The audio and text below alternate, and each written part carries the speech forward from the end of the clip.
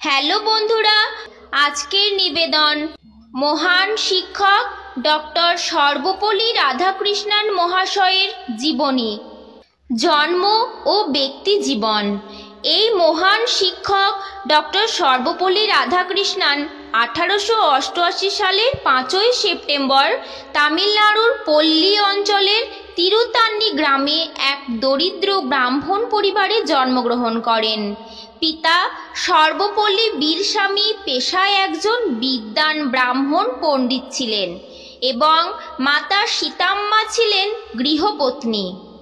তিনি একে একে শৈশব কৈশোর জীবন পার করে যৌবন পর্যায়ের প্রথম ভাগে মাত্র 16 বছর বয়সে 1904 সালে শিবুকামু দেবীর সঙ্গে দাম্পত্য জীবনে আবদ্ধ হন। তিনি 5 কন্যা ও 1 পুত্রের পিতা হন। মহান শিক্ষাবিদ সর্বপল্লী গোপাল ছিলেন ডক্টর সর্বপল্লী রাধাকৃষ্ণনের একমাত্র পুত্র। শিক্ষা জীবন। সর্বপল্লী রাধাকৃষ্ণন প্রথম থেকেই অত্যন্ত মেধাবী ছাত্র ছিলেন।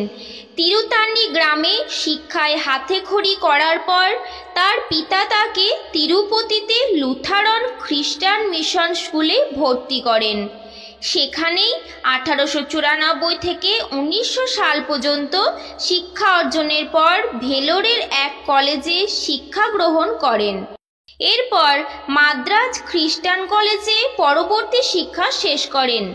1906 সালে দর্শনশাস্ত্র বিষয়ের ওপর MA করেন। তার বিষয় ছিল বেদান্ত দর্শনের বিমূর্ত পূর্বকল্পনা। তিনি জীবনের কোনো পরীক্ষায় দ্বিতীয় হননি। কর্মজীবন। কঠোর পরিশ্রমের মাধ্যমে দরিদ্র পরিবারের অত্যন্ত মেধাবী শান্ত ছেলেটি 1909 সালে মাদ্রাজ প্রেসিডেন্সি কলেজে দর্শনের শিক্ষক হন ও 1916 সালে দর্শনের সহকারী অধ্যাপক হন। 1928 সালে মহীশূর বিশ্ববিদ্যালয়ে স্বাধীনভাবে অধ্যাপনা শুরু করেন। তিনি মাদ্রাজের যে কলেজ থেকে MA ডিগ্রি অর্জন করেছিলেন, পরবর্তীতে সেই কলেজের উপাচার্য হন। তিনি বেনারস বিশ্ববিদ্যালয়ে উপাচার্য হন। এমনকি তিনি দেশ বিদেশের বিভিন্ন বিশ্ববিদ্যালয়ে অধ্যাপনার আমন্ত্রণও পেয়েছিলেন। রাজনৈতিক জীবন।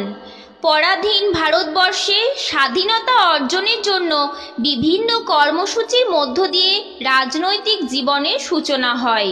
1947 সাল থেকে 1949 সাল পর্যন্ত গণপরিষদের সদস্য হিসাবে তিনি কাজ সম্পাদন করেন। 1949 সালে তিনি সোভিয়েত ইউনিয়নের রাষ্ট্রদূত হিসাবে নিযুক্ত হন।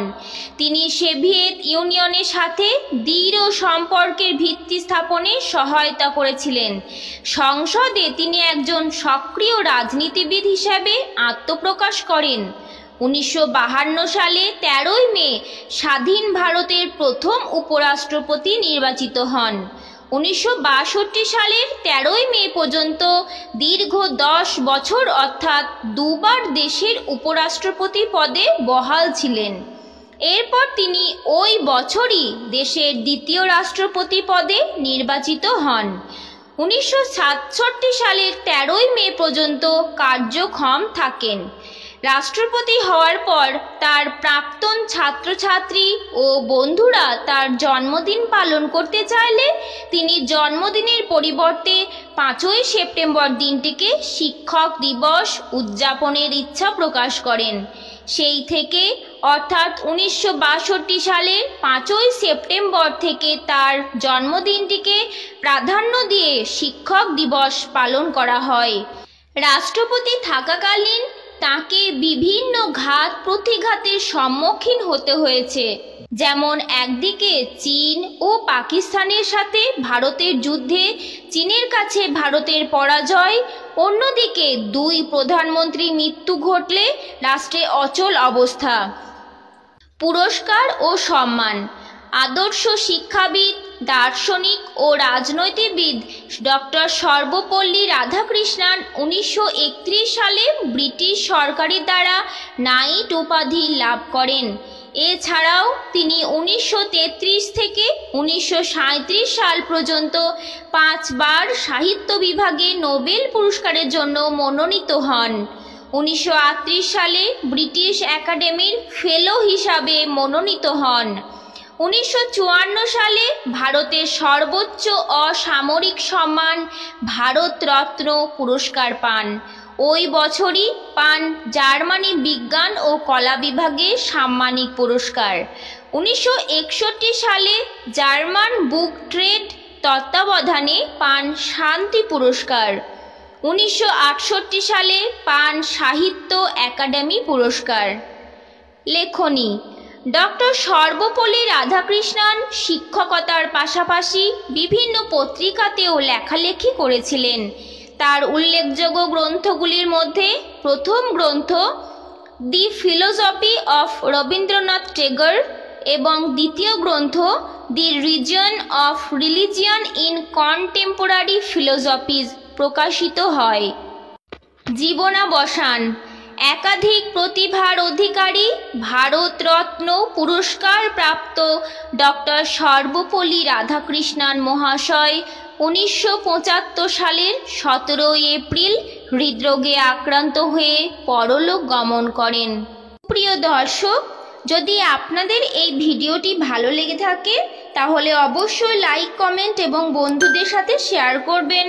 আর এইরকম ভিডিও দেখতে চাইলে অবশ্যই আমাদের চ্যানেলটিকে সাবস্ক্রাইব করে রাখবেন ও পাশে থাকা বেল আইকনটি অল করে রাখবেন, যাতে আমাদের সমস্ত ভিডিও নোটিফিকেশন সবার আগে আপনার কাছে পৌঁছে যায়। ভালো থাকবেন, সুস্থ থাকবেন। ধন্যবাদ।